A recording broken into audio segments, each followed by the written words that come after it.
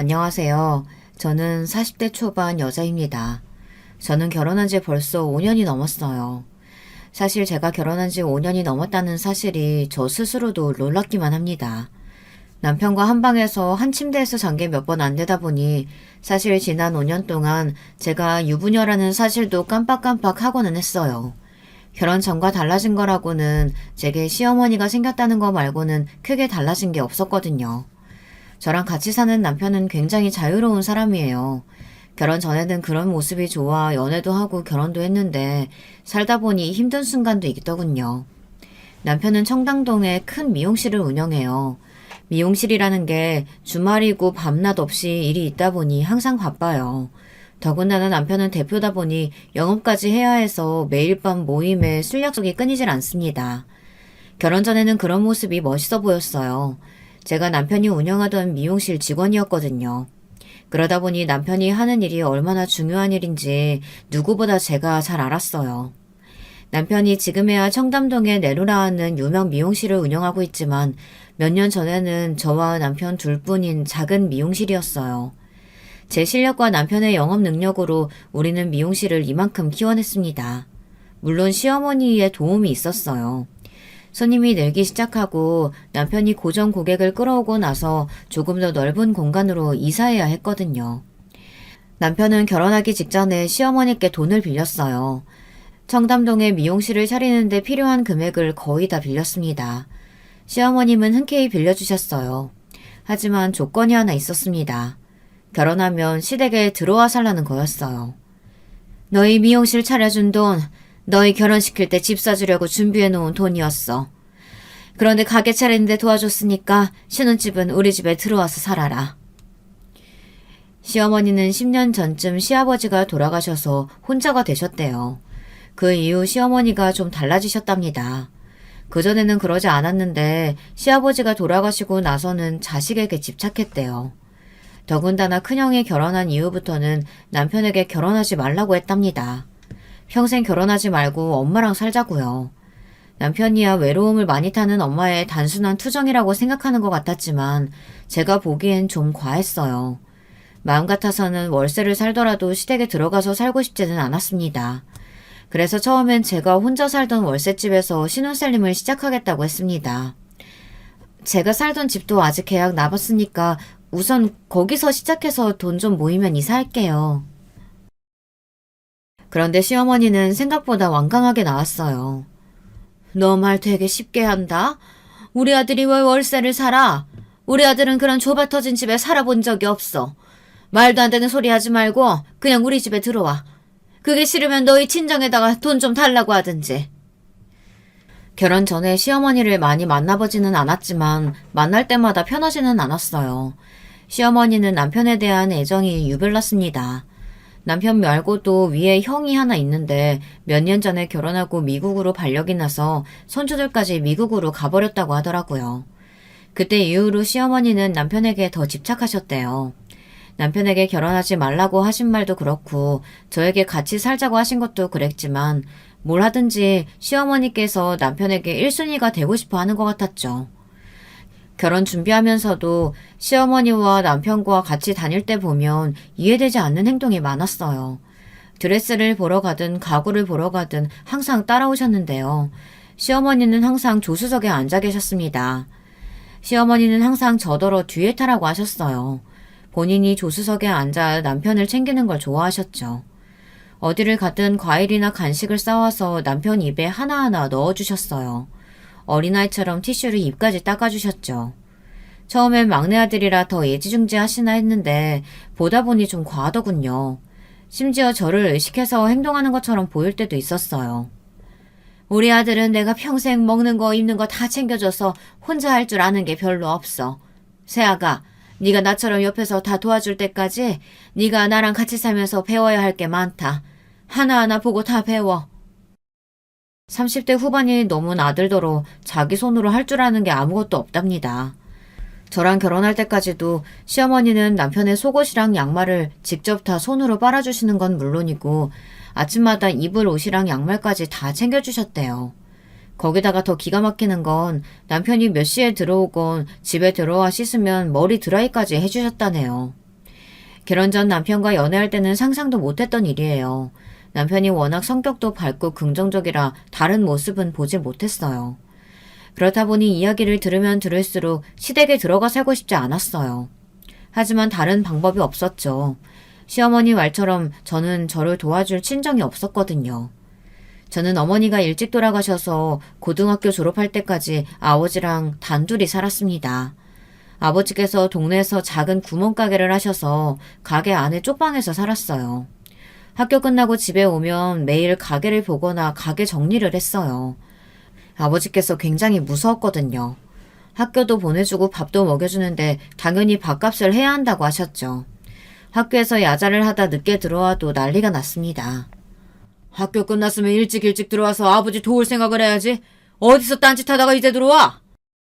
놀다 늦은 거 아니고 학교에서 야자하다가 늦은 거예요. 야자 빠지면 선생님한테 혼난다고요. 대학도 안 갈 건데 야자는 무슨 야자. 내가 당장 학교에 전화해서 내일부터 너는 야자 빼달라고 할 테니까 그런 줄 알고 너는 학교 끝나자마자 집으로 와. 대학에 갈 생각도 해본 적 없지만 그렇다고 제 입으로 아버지에게 대학 안 간다고 말한 적도 없었거든요. 그런데 어쩜 하나밖에 없는 딸의 미래를 마음대로 정하시는지 모르겠어요. 바로 다음 날부터 저는 야자를 할 수 없었습니다. 학교가 끝나는 대로 곧장 집에 와서 가게를 봐야 했으니까요. 제가 가게를 보고 있으면 아버지는 어김없이 동네 복덕방에 나가 술을 마시고 노름을 했어요. 어머니가 돌아가시고 나서는 아버지의 유일한 낙이 술과 노름뿐이었죠. 동네 아저씨들하고 내기 노름을 하다 보면 돈을 잃는 날도 있고 따는 날도 있었는데요. 그날 집에 들어오는 거린거리만 봐도 저는 아버지가 돈을 땄는지 잃었는지 알 수 있었어요. 얼굴이 빨개져서 오자마자 발에 치이는 대로 차버리면 그날은 돈을 잃은 거였고요. 새벽까지 술을 마시다 해가 뜰 때나 들어오면 돈을 좀 딴 겁니다. 물론 딴 돈을 술값으로 다 쓰고 들어와서 돈은 하나도 없었지만요. 그래도 성질을 부리는 것보다 술에 취해 늦게 들어오는 게 저는 마음이 편했습니다. 그런 저를 동네 분들이 안쓰러워했어요. 반찬도 해다 주고 용돈도 주고는 하셨죠. 그 중에서도 저를 제일 많이 챙겨준 분이 바로 아버지 구멍가게 옆집에 있는 미용실을 하던 이모였어요. 제게 손재주가 있다며 미용 기술도 가르쳐 주셨죠. 그 이모가 아니었으면 혼자 나와 월세집도 못 구했을 거예요. 고등학교를 가 졸업한 저를 데려다 1년이나 기술을 가르쳐주며 월급도 주셨거든요. 덕분에 저는 아버지 구멍가게에서 분가해 나와서 혼자 살게 됐습니다. 제가 서울에 올라가서 일할 거라고 했을 때도 아버지께서 반대하셨어요. 그때도 이모가 도와줘서 그 지긋지긋한 구멍가게를 나올 수 있었습니다. 다 큰 계집애가 어디 혼자 올라가서 살아? 쓸데없는 짓 하지 말고 아버지 옆에서 얌전히 있다 좋은 남자 생기면 시집이나 가. 시집은 무슨 시집이야.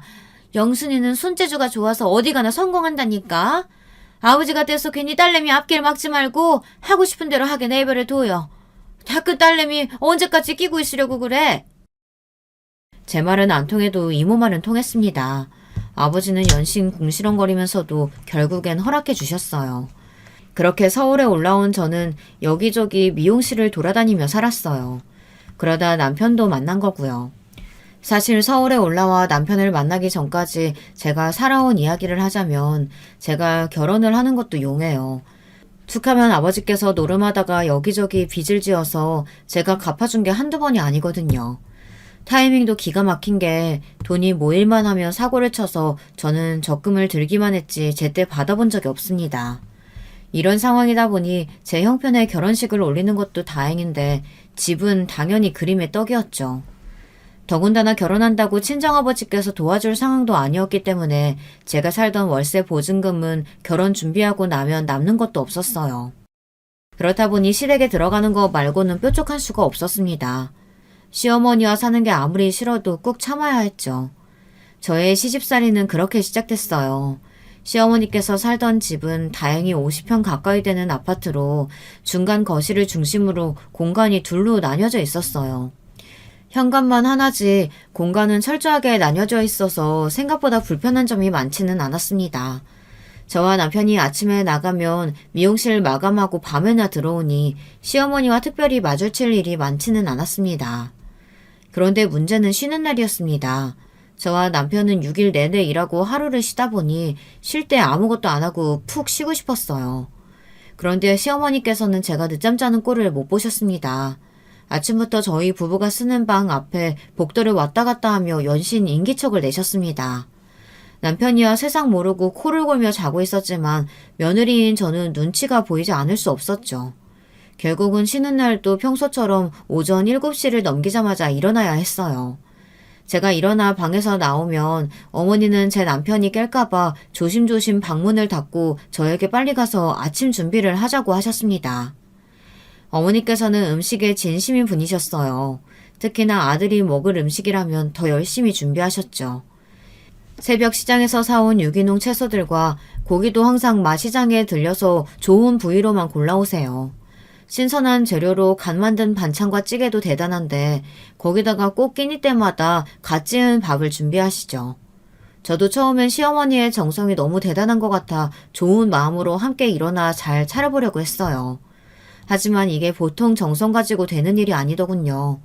너무 피곤하다 보면 몸이 따라주질 않았어요. 하다 보면 내가 지금 뭘 하는 건가 짜증이 나기도 하고요. 한 번은 제가 밥상을 차리다가 살짝 졸은 적이 있어요. 그 모습을 보고 어머니께서 제 어깨를 툭 치셨습니다. 어머, 남편 밥상 차리는데 너는 잠이 오니? 너 그거 다 정성이 부족해서 그런 거야. 사랑하는 남편한테 이렇게 맛있는 밥상 차려줄 수 있다는 게 얼마나 기쁘고 설레는 일인데 너는 그런 중요한 순간에 졸고 그러니? 시어머니는 조선시대의 현모양처의 표본이었어요. 신사임당이 울고 갈 정도였죠. 물론 저도 남편을 사랑하기야 하지만 잠까지 줄여가며 밥상을 차리고 싶지는 않았어요. 그런 제 마음을 전혀 모르는 시어머니께서는 자꾸만 저에게 많은 일을 강요했어요. 출퇴근하면서 매번 밥 차리고 살림하는 것도 버거운데 저는 매일 시어머니에게 잔소리까지 들어야 했습니다. 저는 시간이 많지 않다 보니 빨래도 모아서 하게 되고 설거지나 냉장고 정리도 그때그때 빠릿하게 못했어요. 그런 저를 시어머니는 항상 못마땅해 했죠. 어쩜 너는 20살 때부터 혼자 살았다는 애가 이렇게 살림을 못하니?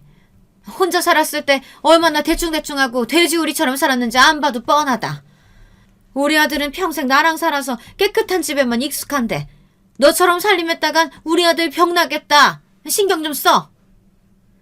저도 처음엔 시어머니께서 하시는 말을 듣고만 있었어요. 시어머니 입장에는 제가 하는 일이 마땅치 않으실 수도 있으니까요. 그런데 잔소리 듣는 것도 하루 이틀이지 매일같이 똑같은 소리를 반복해서 들으니 저도 질리더군요. 어머니, 저도 한다고 하는 거예요.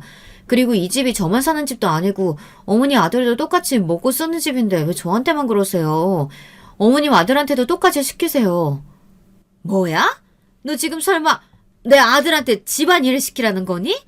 네가 버젓이 있는데 우리 아들이 청소니 빨래니 하는 그런 허드렛 일을 왜 해? 우리 아들은 자기 머리도 한번 말려본 적 없는 애야. 아무리 귀한 아들이어도 그렇지 요즘 세상에 둘 다 똑같이 나가 일하는데 저만 왜 매일 남편보다 1시간이나 일찍 일어나 밥상을 차리고 설거지까지 해야 출근할 수 있는지 모르겠어요. 거기다가 퇴근하고 들어와서도 청소에 빨래에 시어머니 시중까지 들어야 했습니다. 이건 결혼이 아니었어요. 꼭 직업이 하나 더 생긴 꼴이었죠. 어머니, 도대체 언제적 이야기를 하시는 거예요? 수철 씨도 이제 조금 있으면 40이에요. 그런 사람이 자기 밥그릇 하나 안 치우고 머리도 하나 못 말린다는 게 자랑이라고 하시는 거예요? 네가 부모 사랑을 못 받고 자라서 뭘 모르나 본데 본디 부모 사랑을 듬뿍 받고 자란 애들이 원래 다들 그래. 에이그, 이래서 가정교육이 중요하다니까. 어미도 없이 큰 네가 뭘 알겠냐? 시어머니는 이중인격이에요. 상견례 날 저희 친정어머니께서 일찍 돌아가셨다는 이야기를 들었을 때는 저에게 너무 안쓰럽다고 앞으로 본인이 친정어머처럼 잘해주겠다고 하시더니만 결혼하고 난 이후부터는 툭하면 제가 엄마 없이 자란 걸 가지고 꼬투리를 잡았어요. 가정교육 어쩌고 운운하면서요. 제가 말로는 상대할 수 없었어요. 사실 신혼 초에는 시어머니가 문제지 남편이 문제라고는 생각 안 했어요. 시어머니의 행동이 과하다는 걸 남편도 알고 있었으니까요. 그런데 그게 다 착각이었습니다. 같이 일할 때나 연애할 때는 몰랐는데 남편은 빵점짜리 남편이더라고요. 일 말고는 할 줄 아는 게 아무것도 없었어요. 안 그래도 시어머니랑 사느라 눈치 볼 게 한두 개가 아닌데 남편마저 도와주질 않았어요. 사실 시어머니께서 제가 남편 미용실에 나가 일하는 걸 마땅치 않아 하셨어요. 특히나 퇴근하고 집에 와서 식사하다 미용실 얘기가 나와 저와 남편이 이런저런 이야기를 나누면 어김없이 시어머니는 끼어들었습니다. 가장이 하는 일에 여자가 나서서 이래라 저래라 하는 거 남들 보면 뭐라고 하겠니? 명색이 네 남편이 대표인데 아내 말에 쩔쩔매는 거 보면 직원들도 대표 만만하게 보지 않겠어? 사실 지금이야 미용실 규모가 커져서 미용사도 많고 데스크 직원도 있어서 제가 하는 일이 많지는 않아요. 하지만 처음부터 남편과 제가 함께 시작한 가게이다 보니 저에게도 큰 의미가 있습니다. 제가 관리하는 고객들도 많다 보니 일을 소홀히 할 수가 없었죠. 그런데 시어머니는 당신 돈을 투자해 만들어준 당신 아들 가게이니 저에게 신경 쓰지 말라는 소리를 대놓고 하셨습니다. 미용실이야 우리 이 대표가 어련히 알아서 잘하는데 뭘 그렇게 일일이 간섭하니? 너는 괜히 일에 나서지 말고 하루라도 빨리 애 가질 생각부터 해라. 시어머니는 제가 일을 그만두고 집에서 살림하며 아이를 키우기를 바라셨는데요. 하지만 저는 그러고 싶지 않았어요. 일이 좋은 것도 있지만 시어머니와 하루 종일 집에 있는 건 저에게 곤욕이었거든요.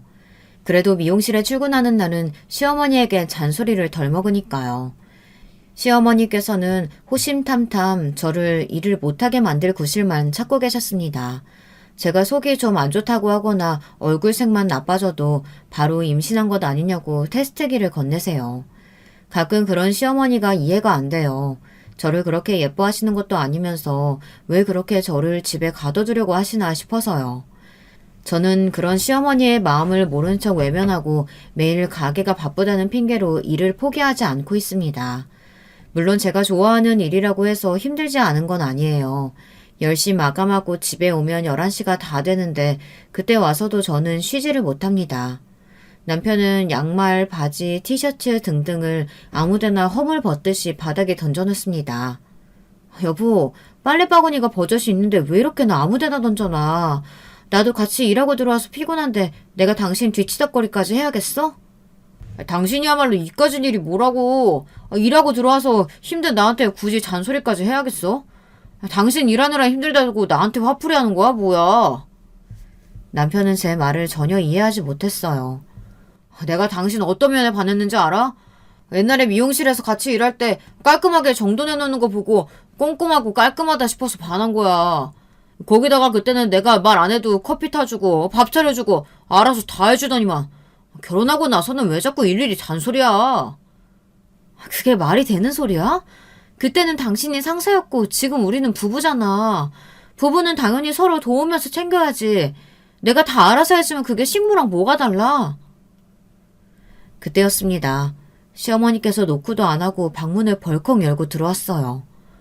어머, 뭐가 이렇게 시끄러운 거야 해서 와봤더니 새아기, 너 늦게까지 고생하고 들어온 남편을 왜 그렇게 들들 볶아? 우리 아들 스트레스 받게.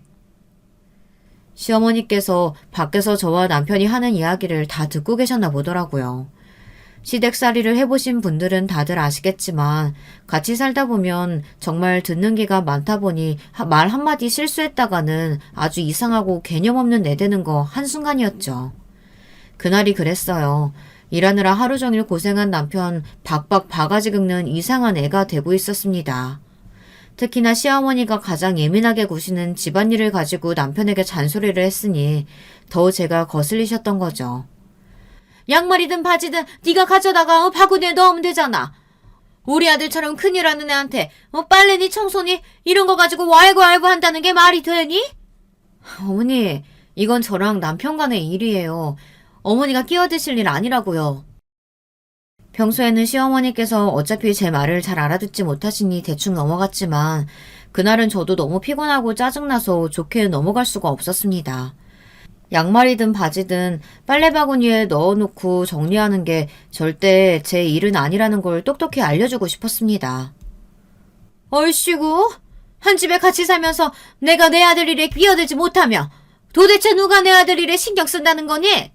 그리고 너 그까지 일 좀 한다고 내 아들 앞에서 유세 떨고 싶은가 본데 절대 그런 생각 꿈도 꾸지 마라. 너 없다고 우리 아들 사업 망하지 않아. 어머님이야말로 미용실 좀 차려주셨다고 제 앞에서 유세하시는 건 아니고요. 저도 모르게 속에 있던 마음이 튀어나왔습니다. 당신 그만 안 해? 어디 우리 어머니한테 꼬박꼬박 말댔고요. 어머니 죄송해요. 제가 이 사람이랑 잘 이야기할 테니까 그만 들어가서 쉬세요.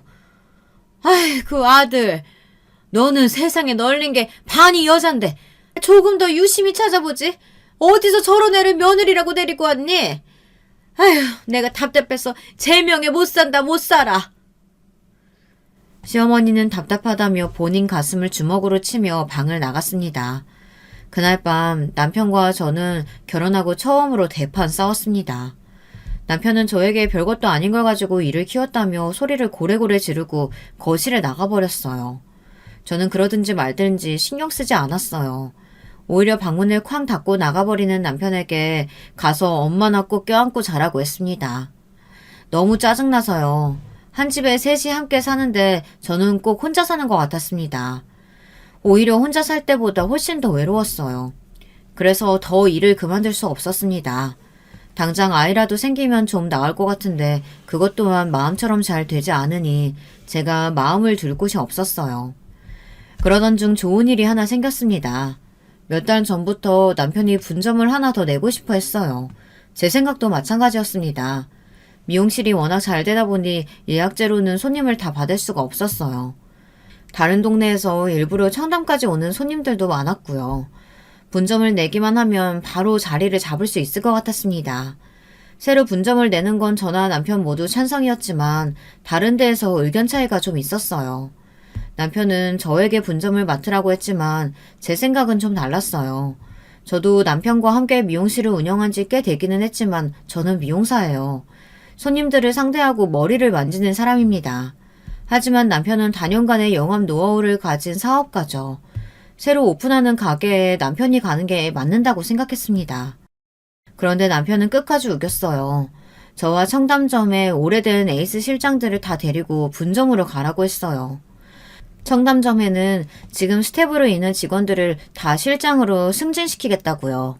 그래야 직원들 사기도 올라서 분위기가 좋답니다.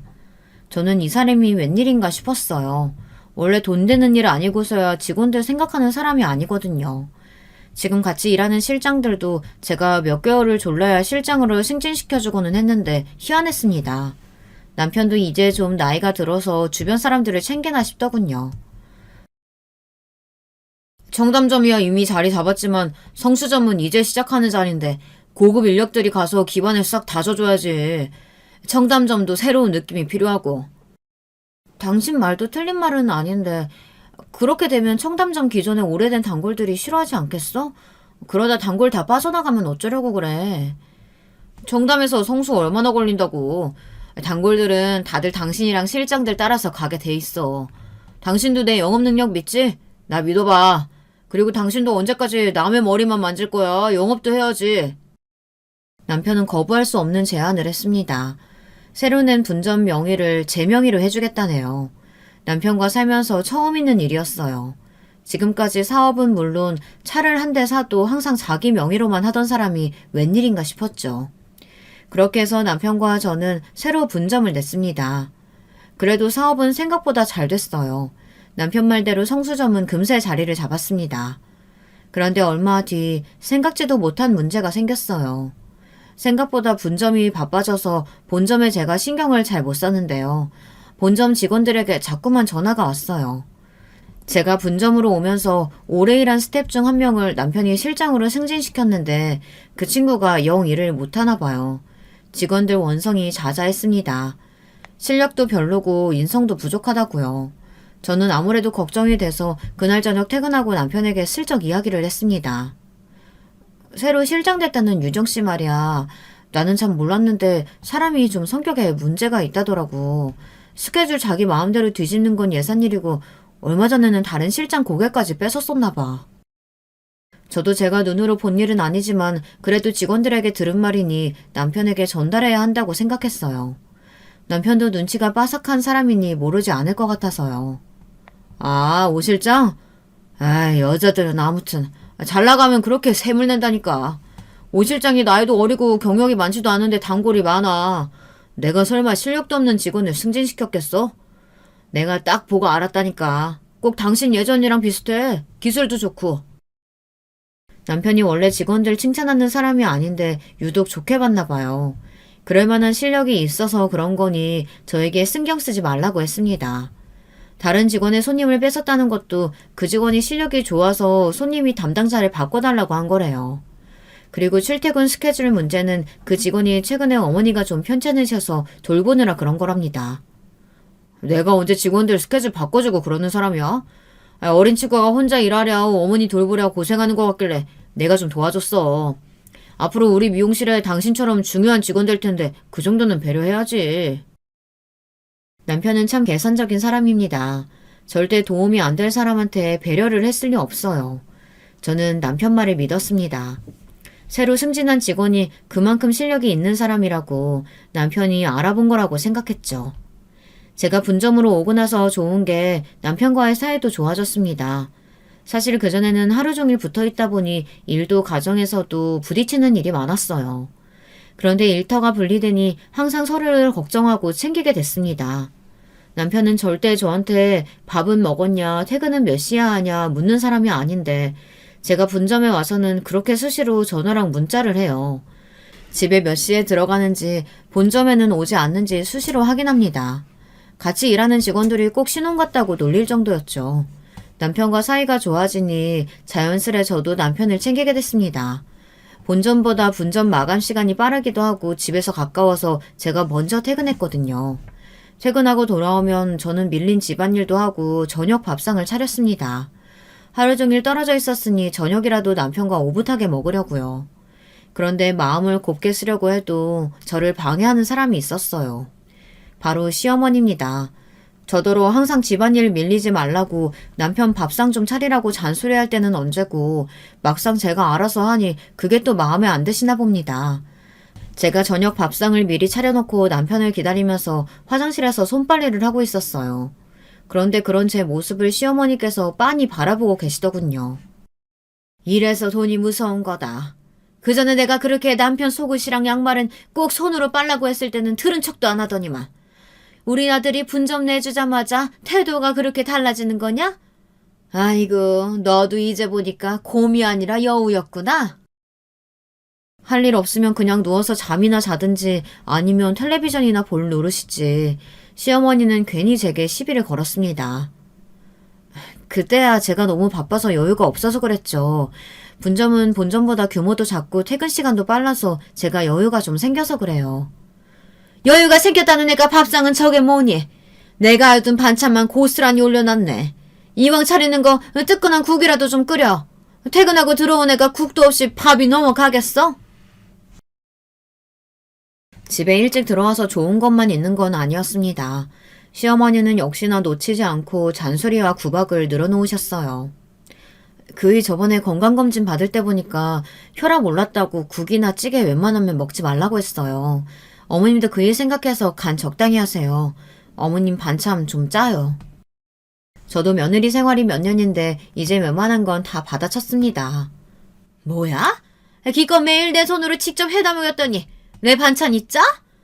얼씨구, 너는 그렇게 건강해가지고 시집 온 지가 몇 년인데 아직 손주도 하나 못 낳냐? 아이고, 어디서 저런 거를 데리고 와서는 며느리라고. 아유, 내 팔자야. 아유, 내 팔자야. 결국은 시어머니의 잔소리는 항상 저와 남편 사이에 아이가 없다는 걸로 마무리되고는 했습니다. 이제 하도 들어서 제 귀에 딱지가 생길 지경이었죠. 그러던 어느 날이었어요. 이른 아침이었는데 누군가 초인종을 눌렀습니다. 시어머니께서 나가시는 것 같길래 저는 외출 준비를 하고 있었어요. 그런데 잠시 후 믿기지 않는 일이 벌어졌습니다. 시어머니께서 저를 부르셨습니다. 좀 나와보라고요. 저는 시어머니의 다급한 목소리에 놀라 거실로 나갔습니다. 그런데 웬 젊은 여자가 고개를 푹 숙인 채 거실에 서 있었어요. 그런데 언뜻 여자를 다시 보니 아는 얼굴이었습니다. 어머, 청담점의 유정씨 아니에요? 맞다. 실장으로 승진했다고 했으니까 이제 오 실장이네요. 오 실장님이 우리 집에 무슨 일이세요? 그랬습니다. 남편이 있는 청담점 직원이었어요. 저도 오다 가다 몇 번 보기도 했고 최근에 소문이 좀 있어서 기억해요. 같이 일하는 다른 직원들이 오 실장을 별로 안 좋아하더라고요. 남자 손님들에게 꼬리쳐서 다른 실장의 손님을 뺏어가기도 하고 외제차를 타거나 직업이 좋은 남자 손님에게 따로 연락하기도 한다고요. 거기다가 저희 남편에게 잘 보여서 승진도 다른 직원보다 빨리 했다고 말이 좀 있었습니다. 워낙 말이 많은 동네이다 보니 저와 그러려니 했는데 갑자기 연락도 없이 집까지 찾아오니 무슨 일인가 했습니다. 그런데 뭔가 분위기가 이상하더군요. 아는 체는 제가 했는데 오 실장은 저희 어머니에게 용건이 있어 보였어요. 안녕하세요, 어머님. 사모님 말씀처럼 저 청담정 직원 오유정이에요. 대표님 어머님께 드릴 말씀이 있어서 찾아왔어요. 저는 순간 알 수 없는 묘한 느낌이 들었습니다. 차분하게 고개를 들며 이야기를 꺼냈는데 눈동자가 쉴 새 없이 흔들리는 게 어딘가 불안해 보였죠. 시어머니는 도대체 무슨 일이길래 집까지 찾아온 거냐고 빨리 말하라고 다그쳤습니다. 그러자 오 실장이 슬그머니 허리를 피며 배를 내밀더군요. 그러더니 한다는 말이 경악스러웠습니다. 저 임신했어요. 이 아이 대표님 아이예요. 어머님, 제발 저 좀 받아주세요. 저 받아주시면 이 집에서 어머님이랑 이 대표님 왕처럼 모시면서 살게요. 순간 저는 제 두 귀를 의심했습니다. 임신이라니 말도 안 되는 일이었어요. 그런데 그때였어요. 시어머니께서 오 실장, 아니 상간년 연의 배를 시그머니 내려다보았습니다. 그러더니 한다는 말이 가관이었어요. 정말이야? 그쪽이 내 아들아이 임신했다는 게? 네, 맞아요. 여기 아기 초음파 사진이에요. 어머님께서 혹시나 제 말을 못 믿으실까봐 아드님이랑 데이트할 때 찍은 사진도 가져왔어요. 상간년 여는 아무래도 마음이 급했나 봐요. 자기 손으로 불륜 증거 사진을 다 들고 와서는 시어머니에게 보여주더군요. 오 실장, 너 제정신이야? 바람 피운 게 뭐가 그렇게 당당해서 그런 몸을 하고 여기까지 찾아와? 그것도 혼자서. 너 임신한 거 그 인간한테도 말했니? 임신 사실 알자마자 이쪽부터 온 거예요. 저도 더는 못 기다리겠어서요. 오빠, 사모님 불쌍해서 도저히 이혼 못하겠대요. 그래서 제가 대신 말해주려고 왔어요. 사모님, 제발 이혼 좀 해주세요. 우리 정말 사랑해요. 저는 오빠랑만 살 수 있으면 뭐든지 할 수 있어요. 애까지 생겼는데 사모님이 물러나는 게 맞잖아요? 저 어린 년 입에서 오빠 오빠 소리가 나오는데 어이가 없어서 말문이 다 막히더군요. 더 기가 막힌 건 제 남편을 진심으로 사랑한답니다. 정말이지 웃음이 절로 나오더군요. 최근에 남편이 좀 이상하기는 했습니다. 옛날에도 워낙 밖으로 돌고 저에게 자상하지는 않았지만 바람 피운다는 느낌은 없었거든요. 그런데 최근 몇 개월 사이에 남편이 저녁만 되면 핸드폰을 붙들고 살았어요. 전화만 오면 흠칫 놀라 나가서 받고는 했고요. 아무래도 이상해서 누구냐고 물으면 남편은 항상 제가 모르는 친구라고 둘러댔어요. 요즘 들어 돈 빌려달라는 친구놈들이 많다고 투덜거리면서요. 저는 남편의 말을 감쪽같이 믿었습니다. 그럴 수밖에 없는 게 최근에 남편이 저에게 유독 잘했어요. 저에게는 물론이고 얼마 전 친정 아버지께서 알코올 의존증이 심해서 요양원을 알아봤는데 그때 남편이 병원을 알아봐준 건 물론이고 병원비를 다 내줬어요. 그랬으니 저로서는 남편을 의심할 이유가 없었죠. 그런데 제가 대답을 하지 않고 멍하니 서 있자 곧바로 상간녀년이 다시 저를 쏘아붙였어요. 대표님, 저한테 진심이에요. 벌써 만난 지도 1년 넘었다고요. 거기다가 저 실장으로 승진시켜주려고 사모님이랑 다른 실장들 다 분점으로 보내버린 거예요. 그뿐인 줄 알아요? 우리 어머니 아프다고 하니까 매일 죽 사들고 병원에 병문안까지 갔어요. 저는 순간 어안이 벙벙해서 아무 말도 할 수 없었습니다. 벌써 둘이 만난 지 1년이 넘었고 남편이 저에게 분점을 넘긴 것도 다 저 상간녀년 때문이라네요. 그때였어요. 상간녀년은 곧바로 시어머니의 팔을 붙잡았어요. 시어머니의 팔에 매달려 애걸복걸 사정했습니다. 본인을 며느리로 받아달라고요. 더 어이없는 건 시어머니의 태도였습니다. 당신의 팔에 매달려 있는 상간녀를 바라보는 눈빛이 예리했어요. 위아래로 꼼꼼히 훑어보고 계셨죠. 진짜 우리 아들 위해서라면 뭐든지 할 수 있어? 나랑 우리 아들을 왕처럼 대할 수 있고? 어머니, 지금 뭐 하시는 거예요? 제가 버젓이 여기 있는데 뭐 전현을 며느리로 들이기라도 하시겠다는 거예요? 시어머니가 멀쩡한 정신 상태가 아닌 거야 진작 알고 있었지만 이 정도인 줄은 몰랐습니다. 저를 버리고 상간녀년을 며느리로 들일 생각인 것 같았어요. 이왕 이렇게 된 거 나한테는 차라리 잘 됐잖아. 어차피 너 내 마음에도 안 들고 애도 못 낳는데 이 집에 더 있을 이유가 어딨어? 젊고 이쁜 애가 내 아들 새끼를 가졌다는데 지금이라도 너 이혼시키고 후다닥 재혼시키는 게 나한텐 이득이지. 순간 시어머니 입에서 이득이라는 말이 나오는데 온몸에 소름이 쫙 돋더군요. 더 떨어질 정도 없다고 생각했는데 아주 오만정이 뚝 떨어졌어요. 저는 시어머니와 더 말을 섞을 것도 없이 곧바로 남편에게 전화했습니다. 그리고 지금 당장 집으로 오라고 했어요. 집에 당신 여친 와 있으니까 지금 당장 집으로 튀어와. 안 그럼 지금 바로 내 변호사 부를 거니까. 으이그 저거 남편한테 말하는 꼬라지 좀 봐라. 마누라가 저러는데 어떤 남자가 좋다고 하겠어? 나 같아도 바람 피우지. 시어머니가 하는 말에 저는 순간 꼭지가 돌아버렸습니다. 아들이 바람을 피워서 상간녀한테 애까지 임신시켰다는 소리를 듣고도 어떻게 저렇게 뻔뻔할 수 있을지 모르겠어요. 아무리 양심이 없어도 그렇지 제가 이 집 며느리로 살아온 세월이라는 게 있는데 저렇게 모질게 구는 꼴을 보니 저도 참을 필요가 없겠더군요. 이 인간 오면 자기 입으로 말하게 하려고 했는데 안 되겠네요. 내가 그냥 이야기해야지. 좋아요. 그러니까 어머님은 지금부터 제가 아니라 저기 있는 전현을 며느리로 생각하시겠다는 거죠? 그럼 지금 이 순간부터 저는 어머님 며느리 아닙니다. 뭐래? 애도 못 낳는 주제에 어디서 건방지 소리 하고 있어? 제가 그렇게 내가 애를 가질 수 없어서 애를 안 낳는 게 아니라고 몇 번이나 말했는데도 시어머니는 자기 마음대로 제가 애를 못 가는 것처럼 구박했어요. 저는 막무가내 행동이 지긋지긋했습니다. 그래서 제가 저 개념 없는 아줌마의 정신을 번쩍 깨워주기로 했습니다. 아줌마, 정신 차리세요. 전혀 뱃속에 있는 애 아줌마 손자 아니에요. 왜냐면 아줌마 아들 무정자증이거든요. 씨 없는 수박이라고요. 순간 집안에 정적이 흘렀습니다. 그리고 잠시 생각에 잠겨있던 시어머니께서 말도 안 된다며 제게 달려들었어요. 제게 거짓말하지 말라고 멱살을 잡았습니다. 애를 못 낳는 건 넌데 왜 자기 아들에게 말도 안 되는 소리를 하냐고요. 저는 기가 막혀서 힘없이 제 멱살을 잡은 시어머니를 미쳤습니다. 그러고는 똑똑히 한 번 더 말해줬어요. 야 상간녀, 네가 말해. 네 뱃속의 새끼 이 집 핏줄 아니잖아. 네가 뭘 모르나 본데 이 집 대단하신 아드님께서 무정자증이야. 내가 병원에서 직접 들었다니까? 그때였어요. 얼마나 마음이 급했는지 남편이 우당탕탕 신발을 벗어던지고 집에 들어왔습니다. 그러고는 거실에 버젓이 서 있는 상간녀를 보고 놀라서 황급히 제 앞에 무릎을 꿇었어요. 그러더니 한다는 소리가 가관이었습니다. 여보, 나 아니야. 당신도 오 실장 알잖아. 나 당신 두고 절대 바람 피우고 그럴 사람 아니야.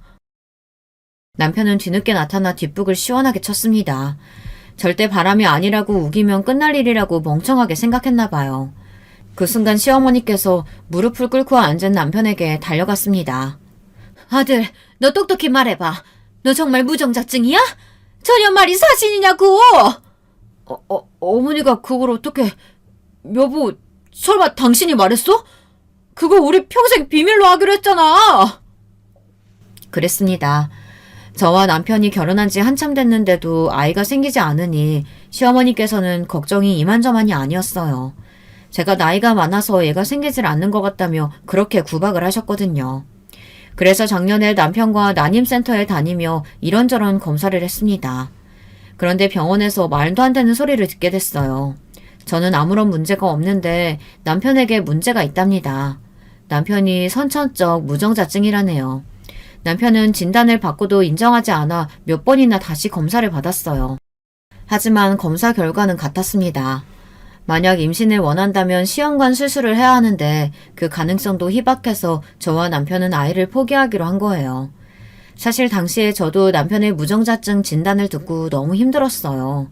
남편이 알고도 저를 속인 게 아니라 뒤늦게 결혼 이후 알게 된 사실이니 저도 남편을 원망할 수가 없었거든요. 저도 무조건 아이를 낳겠다고 계획한 것은 아니었지만 그래도 남편과의 사이에서 아예 아이를 가질 수 없다고 생각하자 마음이 무거웠습니다. 더군다나 시어머니께서 아이를 원하셨으니까요. 남편은 무정자증이라고 진단을 받고 난 뒤 자신감이 현저히 떨어졌어요. 저를 대하는 것도 전과는 달라졌고요. 그래서 남편이 무정자증이라는 사실은 저만 알고 있기로 했습니다. 아들이라면 끔찍하신 시어머니께서 알게 되시면 아마 저보다 더 힘들어하실 거라는 걸 알았으니까요. 그래서 시어머니께는 그냥 아이를 안 낳기로 했다고 말씀드렸던 건데 시어머니는 그때부터 제가 아이를 못 가져서 못 낳는 걸로 몰아가더군요. 저는 안 그래도 속상한데 시어머니까지 그러시니 그냥 애써 모른 척 외면하고 살았던 거예요. 시간이 지나면 자연스레 괜찮아지겠지 기대하면서요.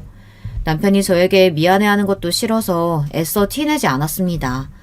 그런데 그런 저를 배신하고 바람을 피우다니요. 도저히 용서할 수가 없었습니다. 아이고, 그럼 정말 전혀 뱃속에 있는 애가 네 애가 아니라는 거야? 아이? 아이라니, 오 실장, 너 임신했어? 어떡해? 남편은 임신이라는 소리를 듣자마자 눈이 휘둥그레졌습니다. 당연한 일이었죠. 바람이 피우는 동안 둘이 얼마나 서로 애틋하고 좋았겠어요. 그런데 오 실장 년이 지금까지 한 게 다 연기이고 본인을 기만한 행동이었다는 사실을 알게 됐으니 배신감이 어마어마했겠죠. 지금의 저처럼요. 아이고, 이걸 어쩌나? 그러게 저 어린애가 당신을 진심으로 사랑하는 줄 알았어? 유정이 쟤 잘생긴 손님들 번호만 따고 다니는 애야. 너무 뻔하잖아. 당신 돈이 욕심났던 거지. 난 여기서 빠져줄 테니까 둘이, 아니 세 분이 알아서 정리 잘 하세요. 여보, 자기야, 왜 이래? 나 쟤랑 아무 사이도 아니라니까? 저런 천박한 애랑 내가 미쳤어? 야, 너 어디서 사기를 쳐? 당장 안 꺼져? 남편은 쓰레기 중에 쓰레기였습니다. 상간녀 오 실장이 본인을 속였다는 사실을 알자마자 내쳐버렸어요. 그러게! 우리 아들이 그럴 리가 없는데 어디서 저런 근본도 모르는 애가 기어들어왔어? 아가, 우리 오늘은 나가서 외식할까? 이 재미가 쏠게. 와, 1시간 사이에 도대체 저에게 무슨 일이 생긴 건지 모르겠어요. 믿었던 직원의 사기, 남편의 불륜, 시어머니의 배신, 잠깐 사이에 인간의 가장 밑바닥을 경험하고 말았습니다. 저도 시어머니가 싫었어요. 남편의 마마보이 기질도 싫었습니다. 하지만 제가 선택한 사람이고 가족이니 제가 잘하고 노력하다 보면 언젠간 서로의 허물도 받아주고 이해하는 진짜 가족이 될 수 있을 거라고 기대했습니다. 그런데 제가 아주 잘못 알고 있었어요. 역시나 사람은 고쳐 쓰는 게 아니었습니다. 저는 그제야 정신이 번쩍 드는 것 같았어요. 여기서 벗어나야겠다. 이 인간들과 다신 상종하지 말아야지. 그런 생각만 들었습니다. 저는 그대로 방에 들어가 짐부터 쌌습니다. 짐을 들고 거실로 다시 나왔을 때 상간녀년이 울며불며 남편에게 매달려 있더군요. 남편은 마치 더러운 오물을 뒤집어 쓰기라도 한 것처럼 상간녀를 매몰차게 밀었어요. 시어머니는 마치 쓰레기를 치우듯 그런 상간녀를 끌고 밖으로 나갔습니다. 상간녀는 자기한테 어떻게 이럴 수 있냐고 버텼지만 소용없었습니다. 그 모습을 보는데 이제는 웃음도 나오질 않더군요. 저는 뒤도 안 돌아보고 거실을 가로질렀습니다. 조만간 이혼 서류 보낼게. 다음엔 법정에서 봐. 여보, 왜 이래? 나 당신이랑 못 헤어져. 남편은 끝까지 구질구질했습니다. 집을 나가려는 제 앞을 가로막으며 못 나가게 했어요. 저는 인상이 저절로 구겨졌습니다. 이 정도로 부끄러운 줄도 모르는 인간이랑 지금까지 산 건가 사무치게 후회가 됐어요. 저는 너무 화가 나서 남편의 얼굴에 가래침을 모아 콱 뱉어버렸어요. 그때 상간녀를 해결하고 들어온 시어머니가 달려와 난리를 쳤습니다. 아무리 그래도 귀한 남편 얼굴에 침을 뱉냐고요. 귀하기는 얼어 죽을. 쓰레기에 침 좀 뱉었다고 뭐 더 더러워지겠어요? 어차피 이미 구린내가 진동하는데. 저는 그대로 거지 같은 시댁을 나와버렸습니다. 캐리어를 끌고 내려가는데 그 어떤 날보다 속이 다 시원하더군요. 이럴 줄 알았으면 진작 나올 걸 그랬어요. 그날 이후 어떻게 됐냐고요. 사실 저는 그 전과 다르지 않게 살고 있어요. 물론 시댁에서 나와 작은 원룸을 구해 살고 있습니다. 원룸이라도 혼자 사니 마음이 편해서 전보다 훨씬 더 행복해요. 일도 전보다 더 잘 되는 것 같고요. 하지만 그 집을 나온 이후로 고민이 많아 사연을 보내게 됐습니다. 남편과의 이혼 소송은 거의 다 끝나가요.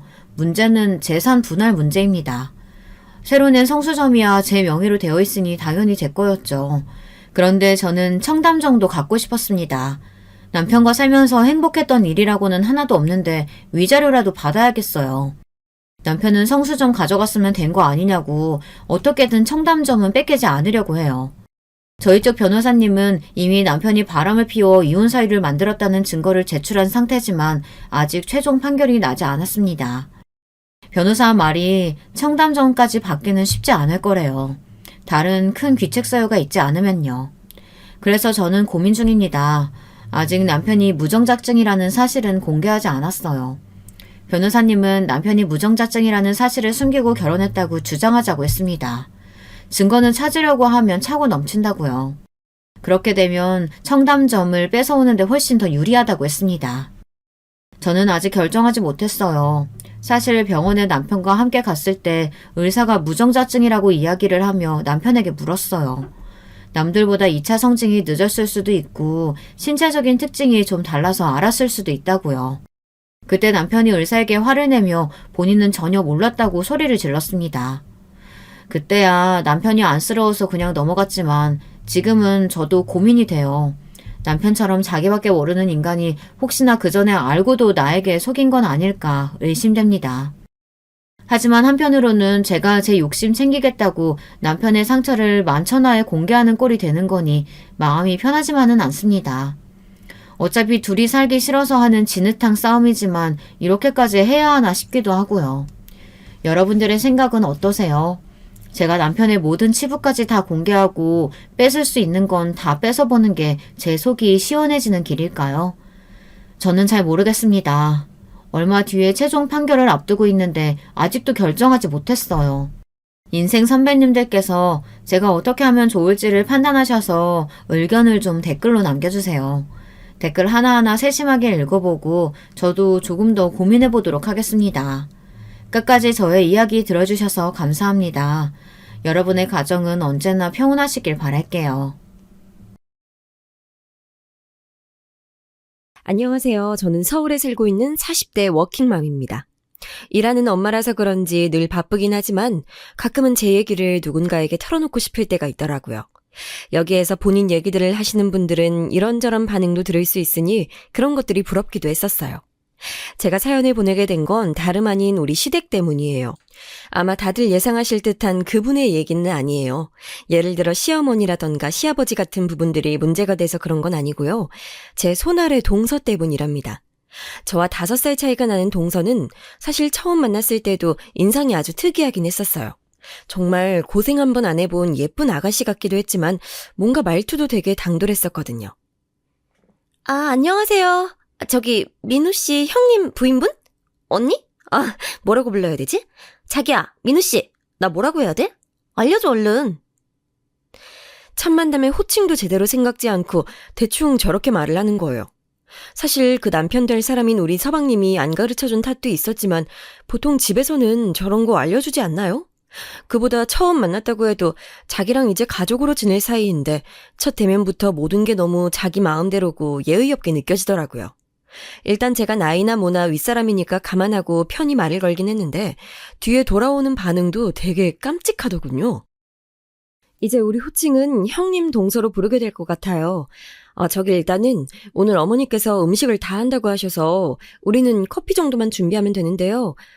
동서라고 부를게요. 동서가 커피 준비할래요? 제가 과일 좀 사왔으니까 요거 깎아둘게요. 제 딴에는 동서에게 이런저런 부담을 처음부터 주고 싶지 않아서 배와 사과 같은 과일 깎는 건 제가 하겠다고 했거든요. 동서는 편안하게 물 끓이고 커피 타두는 정도만 하면 되니까 별일 아니라고 생각했어요. 근데 대답을 들어보니 저도 모르게 슬쩍 얼굴이 굳는 거예요. 아, 커피요? 네? 근데 저 커피 못 마셔요. 커피 마시면 잠 못 자고 숨 헐떡거리고 얼굴 빨개지거든요. 그래서 친구들 만나면 저는 맨날 커피 말고 과일 주스 마시는데요. 저기 뭐지? 형님? 형님이라고 부르는 거죠? 형님 혹시 과일 주스 같은 건 따로 안 사오셨어요? 저 오렌지 주스 좋아하는데? 아니 뭘 어쩌자는 건지 제가 무슨 뭐 시켜서 사오는 사람도 아니고 자기 친구한테 편히 말하듯이 너무 아무렇지 않게 말하는 거예요. 미안한 기색도 조금도 없어 보였고 미안한 기색이 있다고 해도 문제 아닌가요? 그 정도는 자기가 신경 쓰는 게 맞지 않나 싶더라고요. 하지만 황당한 마음을 좀 누른 다음 다시 말을 했어요. 그런 부분은 생각을 못했네. 동서는 커피를 못 마시는구나. 내가 따로 사오진 않았는데 필요하면 저기 아래 마트 가서 사오시면 될 것 같아요. 일단은 어른들은 대부분 커피로 통일할 것 같고요. 지금은 아니고 이따가 밥 먹고 난 다음에 준비하면 될 거예요. 그러자 동서는 또 제 말을 듣자마자 너무 철없이 자기 남편 서방님을 마구 불러대는 거예요. 네네 알겠어요. 자기야! 아니 민우씨! 나랑 마트 좀 갔다 오자. 여기 커피밖에 없대. 나 오렌지 주스 아니면 자몽 주스 먹을 건데. 자기는? 아무튼 걸어가긴 귀찮으니까 빨리 차 타고 가자. 차 깔고 나와 얼른. 그러면서 어머니가 준비하시는 것 같이 도울 생각은 않고 대뜸 마트부터 간다는 거예요. 정말 어이가 없었지만 첫 만남이고 하니 붙잡고 뭐 말하기도 그렇고 그리고 대체 이게 뭐라고 제가 불러서 하나하나씩 말해야 되는지도 모르겠더라고요. 이후에도 동서의 이런 판을 깨는 돌발 행동들은 계속됐습니다. 사실 저희는 가족들끼리 여행 같은 거 잘 하지도 않고 당시 제가 결혼 5년 차였는데도 한 번도 다녀온 적이 없었어요. 아버님도 몸이 좋지 않으셔서 다리도 불편하시고 어머니는 젊은 사람들이랑 어울리는 것을 썩 쉽게만 생각지 않으시더라고요. 몇 번 제안을 했을 때도 괜찮다고 하셨고요. 그런데 어느 날 갑자기 정말 너무 당황스럽게 동서가 단톡방을 만든 거 있죠. 이때 회사에서 일하다가 여기저기서 깨지고 정신없던 저는 난데없이 카톡에 무슨 50몇 개가 와 있는 걸 보고 기겁을 했어요. 놀래서 들여다보니 웬 단톡방 안에 제가 들어가 있고 사진들이 쭉쭉 올라와 있더라고요. 자세히 보니 동서가 여행을 가자면서 시댁 가족들이 모인 방을 만든 거예요. 그러면서 거기 있는 사진 속 장소들 중 고르셔라 어째라 얘기를 하고 있더군요. 전 너무 당황해서 곧장 동서에게 전화를 걸었어요. 저기 동서 바쁘지? 다름이 아니고 지금 만들어둔 단톡방 말이야. 이게 뭐야? 우리는 이런 단톡방 만들어서 뭐 해본 적이 없는데. 나 회사에서 일하다가 조금 놀랬어. 뭐 때문에 이거 만든 건지 설명해 줄 수 있을까? 전 웬만해서 시댁 고부 갈등이나 형님 동서 갈등이니 그런 구도는 만들고 싶지 않기에 최대한 정중하게 그리고 약간은 거리가 있는 상태로 물어봤어요. 그런데 동서는 정말 세상 너무 맞고 발랄하게 자기만의 생각으로 말을 하는 거예요. 속 터져 죽겠더라고요, 진짜. 제가 초반부터 느꼈던 그 묘한 불안감, 어디로 튈지 모르는 그 활발함은 역시 정상적인 게 아니었어요. 형님, 단톡방이요? 이번에 저희 결혼한 지 반년이 지났고 곧 여름이니까 가족들끼리 여행 가면 좋을 것 같아서요. 민우 씨가 가족들끼리 놀러 가본 적이 한 번도 없다고 했거든요. 얼마 전에 저희 친정 가족들이랑도 여행 다녀왔으니까 이번엔 시댁이랑도 가보자고 했어요. 민우 씨도 너무 좋아하고 어머니도 너무 좋아하실 것 같아요. 형님 갈 수 있으신 거죠? 여기서 얼마나 진땀이 나던지 심지어 어머니 반응도 안 물어본 것 같더라고요. 제가 통화하면서 카톡방을 쓱 훑어보니 어머니 아버님은 대답을 안 하고 계신 상태였어요. 동서 저기 어머니랑은 얘기 아직 안 해본 거지. 동서 말 맞다나 우리는 시댁 가족들끼리 여행을 다녀본 적은 없어. 근데 그렇게 필요하다고 여기지 않아서야. 우리도 시도는 했었는데 부모님도 딱히 상관없다고 명절에 만나는 정도로 괜찮다고 하셨거든. 그리고 아버님 다리도 불편하신 건 자기도 알잖아. 어디 멀리 움직이시는 걸 못하셔. 외부에서 식사도 힘들어하시고. 아무튼 이런 거는 일단 상의를 하고 만들었으면 좋을 것 같은데. 저는 이런 말을 하면서도 진짜 뭔가 거절을 하고 부정적인 상황을 뜻할 때 그게 얼마나 힘든 건지 체감하게 됐어요. 뭔가 일을 벌리는 거야 쉽지만 그런 사람에게 대고 안 된다고 말할 때 너무너무 품이 들고 눈치 보게 되더라고요. 좀 알아들어 주었으면 좋겠는데 생각 외로 동서도 고집이 대단했어요. 왜요? 이번에 기회 만들어서 가면 되죠. 그리고 아버님이요? 차로 돌아다니면 되지 않을까요? 저희랑 형님네랑 번갈아서 아버님 모시면 될 것 같은데요? 우리 차이나 형님네 차에 타시게 하고 돌아다니면 되잖아요. 아버님 다리 아프시다고 여행도 못 다니시고 너무 안 됐어요. 민호 씨가 너무 안타까워하더라고요. 자식들 중 누구도 아버지 모시고 어디 다닐 생각 못 했다고. 이번에 우리 친정이랑 다니면서 슬퍼했어요. 그러니까 이번에 꼭 시간 내서 가요, 형님. 네? 와, 이렇게 막 밀어붙이는데 안 갈 수도 있다는 것은 전혀 계획에 없는 것 같더라고요. 결국 이 흐름에서 도저히 벗어날 수 없었던 우리는 거의 끌려가듯 여행을 가게 됐습니다. 하지만 왠지 모르게 불안불안했던 제 예감은 조금도 틀리지 않았어요. 뭐 친정 가족들과도 가봤다면서 아무것도 걱정하지 말고 회비만 내라고 했었거든요. 그래놓고서는 첫 단추부터 잘못 끼워진 거예요. 일단 출발하는 당일부터 동서와 서방님은 아주 크게 한바탕 싸웠는지 시댁 앞에서 차갑고 모였을 때도 표정이 장난 아닌 거예요. 동서는 어머님 아버님이 앞에 계신데도 불구하고 자기 남편한테 엄청 틱틱거리면서 뭐라고 하더군요. 자기가 이거 책임진다고 했잖아. 아, 왜 숙소를 지금 얘기하는 건데? 난 이거 말고 야외 수영장까지 있는 거 말했는데, 아, 이게 뭐야? 계획 다 망가졌잖아. 사진 찍을 것까지 다 챙겨왔는데. 그러면서 동서는 짜증을 냈고 서방님은 서방님대로 꽤나 곤란한 얼굴을 하고 있었어요. 보다 못한 제가 중재에 나섰고 다른 것들은 다 체크가 되어 있는지 물었는데요. 이거 답하는 내용마다 정말 가관도 아닌 거예요. 동서, 일단 숙소 예약은 된 거잖아. 그럼 됐어. 갈 때는 우리가 아버님 모시도록 할게. 차에 자리가 한 좌석밖에 없긴 하지만 돌아올 때는 동선에 모시면 되겠어. 그리고 가서 다닐 때에도 그때그때 다르게 어머님이나 아버님 각각 모시면 될 것 같고 이제 슬슬 출발해야 되지 않을까? 그러자 동서는 그제야 울 것 같은 얼굴로 저에게 이건 아니라고 말을 하는 거예요. 와, 진짜 하늘이 노래지더라고요. 어? 우리가요? 저희 차에 짐 많아요. 엄청 많은데? 사진 찍으려고 카메라도 비싼 거 들고 왔고 튜브랑 이것저것 다 실어야 돼요. 형님네 차에 어머님 아버님 다 타면 안 돼요? 아, 수정이 때문에 안 되나?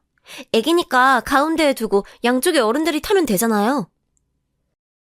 아, 이때 정말 얼마나 어질어질하던지 그대로 한켠에 주저앉을 뻔했어요. 저희는 사람이 셋인데 짐이 없겠냐고요. 그리고 애를 뒤에 태우느라 베이비시트 때문에 한 좌석밖에 남지 않거든요. 동서는 그런 것 따위 전혀 안중에도 없어 보였어요. 저기 동서, 수정이 베이비시트에서 자리가 한 개밖에 안 남아. 그리고 이건 여행 계획할 때에도 처음에 했던 얘기 아니야? 그러자 동서는 뾰루퉁한 표정을 짓더니 당장 또 서방님한테 짜증을 내면서 일을 넘기더라고요. 이것부터 투닥거리면서 대체 무슨 일정 내내 부모님들을 모시겠다는 건지 조금도 납득되지 않았어요. 하여간 우여곡절 끝에 다리가 불편하신 아버님을 좀 더 신경 쓸 수 있는 건 우리일 것 같더라고요. 아버님도 손녀랑 같이 타고 싶어 하셔서 그렇게 모셨고 어머니는 동선의 차에 타고 오셨는데요. 나중에 펜션에서 만나서 다 같이 내렸을 때 아주 그쪽 차 분위기가 장난이 아닌 거예요. 어머니는 말씀도 별로 없으신 분인데 대뜸 내리자마자 저한테 와서는 누가 자리 좀 바꿔달라고 하시더라고요. 네? 어머니 왜 그러세요? 뭐 불편한 일 있으셨어요? 괜찮아요, 어머니. 저한테 말씀해 보세요.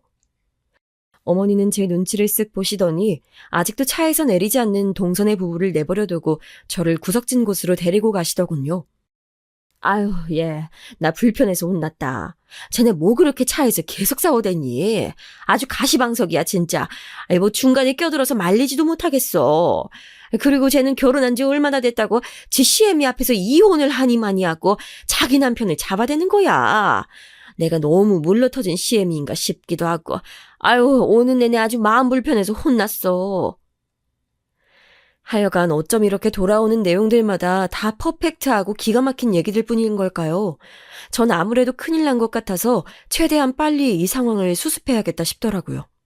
그리하여 펜션에서 보낸 첫날은 신혼부부 싸움에 저희 가족과 어머니 아버님이 내내 눈치를 보며 하루를 어찌어찌 마무리했습니다. 서방님이 기분 풀어주려고 하는 게 보이는데도 동서는 듣지 않았고 내내 심드렁한 얼굴로 짜증만 내는 거예요. 결국 두 번째 날도 동서는 뾰루퉁에 있고 밥 먹으러 가서도 설렁설렁 다니고 그러다가 돌연 돌발 행동을 하는 거예요. 이때는 저도 한 소리를 했어요. 아, 저 운전해서 카페 좀 갔다 올게요. 아무리 생각해도 분이 안 풀려요, 형님. 민우 씨가 저렇게 쫌생이 같고 지멋대로 구는 인간인지 몰랐네요. 가서 저 달달한 것 좀 먹고 스트레스 풀고 와야겠어요. 그러면서 아무렇지 않게 차 키를 집어들기에 전 얼른 데리고 뒤쪽으로 나와서 말을 했어요. 동서, 뭔가 착각하는 것 같은데 이 여행 오자고 했던 게 누구야? 동서 아니야? 어른들 모셔와 놓고 불편한 아버님까지 대등하게 해서 이렇게 힘들게 다니고 있는데 어딜 간다는 거야. 서방님과의 관계는 모르겠지만 여행 다 마치고 집에 가서 둘이 죽이 되던 밥이 되던 싸우던지 해. 이런 건 어른들 불편하게 하는 거야. 아직 식사도 안 마치셨는데 자기 혼자 그렇게 가버리면 걱정하시잖아. 그런데도 동서는 속절없이 타들어가는 제 속도 모르고 이런 말을 하는 거예요. 왜 걱정을 하시는 거예요? 차 타고 여기 10분 거리에 있는 카페 갔다 올 거예요. 그렇게 오래 안 있을 거고 거기 위험한 것도 아니에요. 지금 낮인데 여자 혼자 술 마시러 가는 것도 아니고 뭐가 위험해요?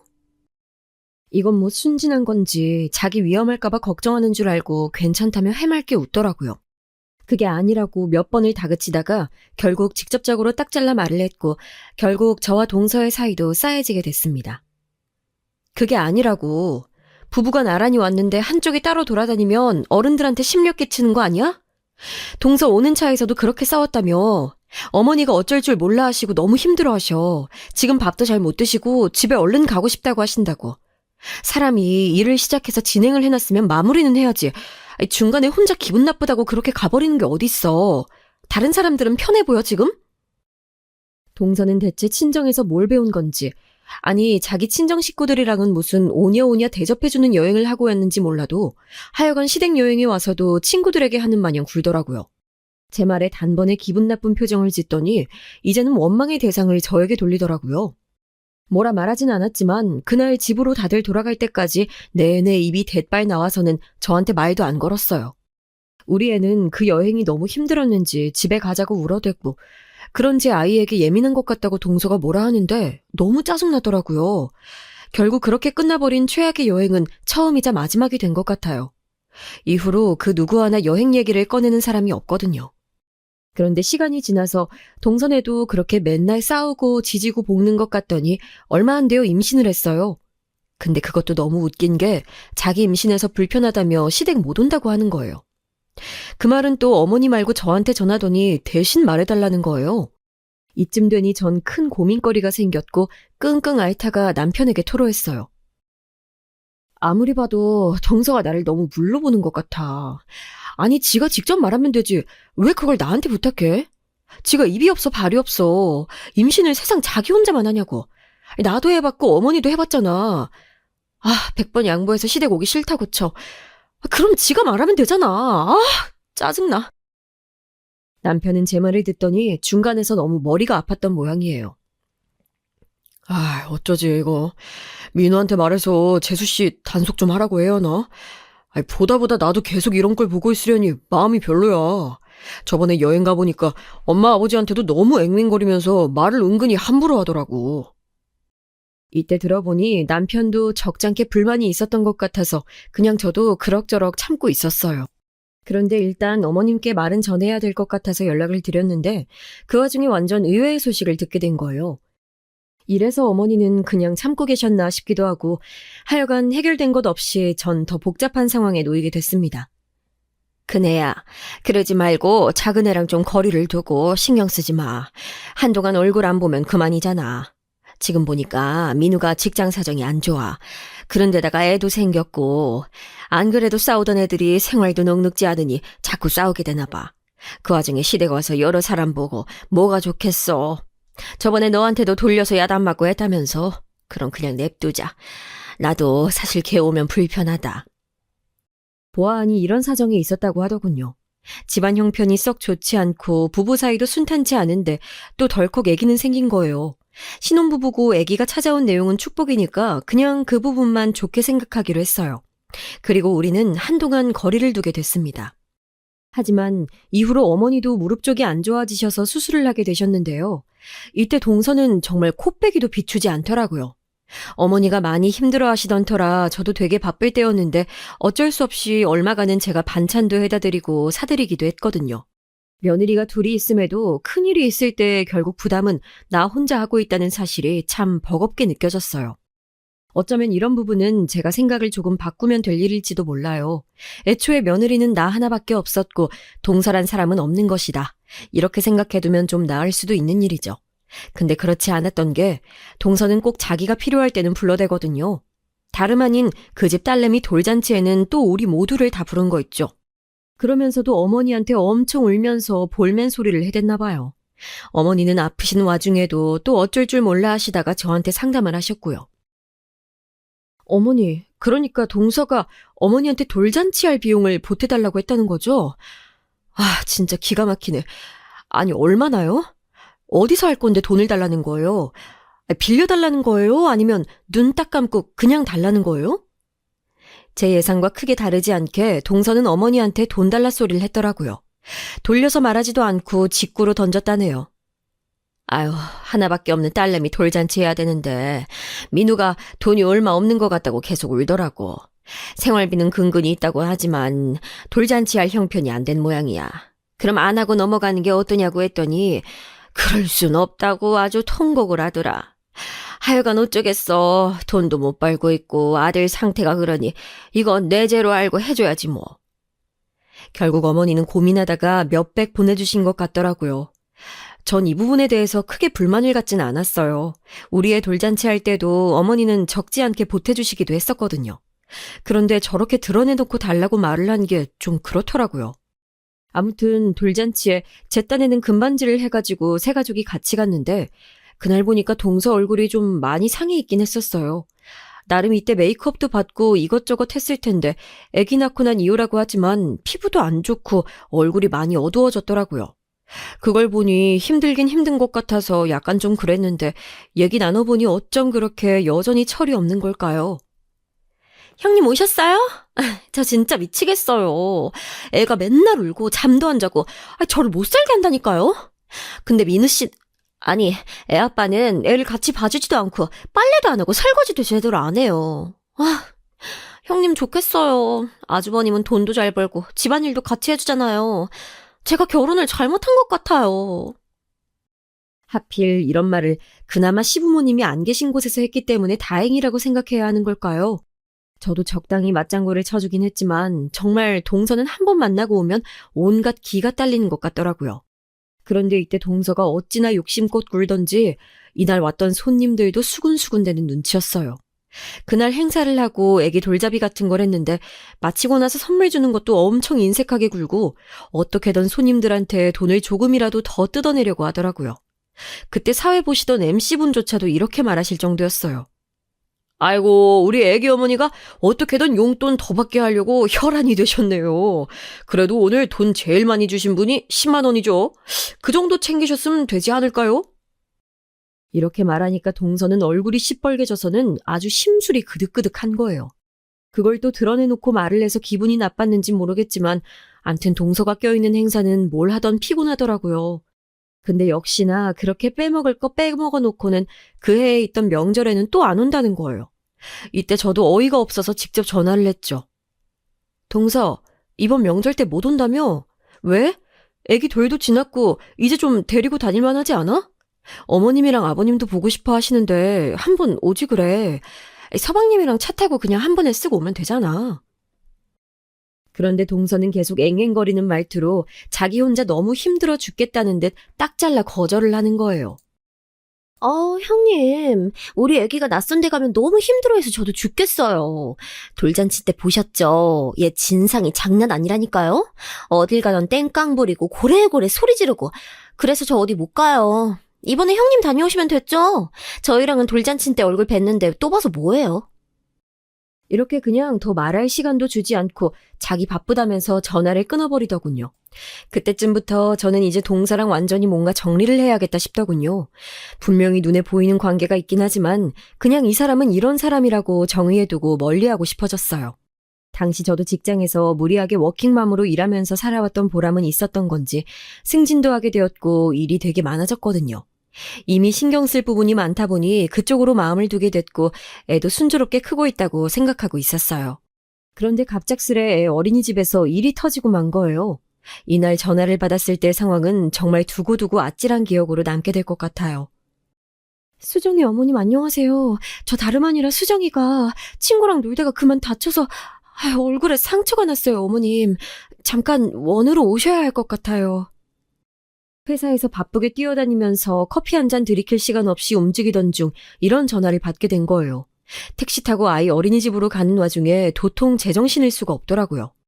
그렇게 도착하고 난 뒤 이마 쪽과 광대뼈 쪽이 펄해져서는 약이 번들번들하게 발라져 있는 우리 애를 마주하게 됐어요. 선생님, 이게 무슨 일이에요, 다. 어떻게 된 거예요?